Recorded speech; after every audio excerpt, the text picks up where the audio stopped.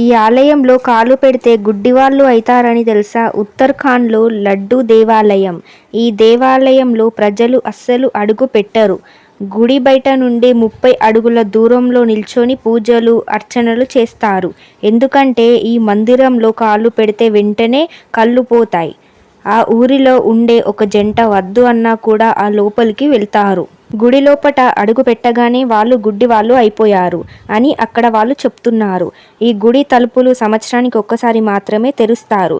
అలా తెరిచినప్పుడు కేవలం పూజారి కళ్ళకి గంతలు కట్టుకొని గుడి లోపలికి వెళ్ళి పూజలు చేసి వస్తారు. అలా తలుపులు తెరిచినప్పుడు దివ్యమైన వెలుగు వస్తుంది. పూజారి లోపలికి వచ్చినట్టు గుడి లోపల ఉన్న దేవుడికి కూడా తెలియకూడదు అని ఆయన ఒంటి నుండి వచ్చే వాసన రాకుండా ఒళ్ళంతా గంధం పూసుకొని వెళ్తారు. ఆయన 10 నిమిషాలు పూజలు చేసి వెంటనే బయటికి వచ్చేస్తారు. ఎందుకంటే ఈ గుడి లోపల సాక్షాత్తు సర్పాలకి రాజు అయిన నాగరాజు వజ్రంతో ఉంటాడని ఆ ఊరిలో వాళ్ళు భావిస్తారు.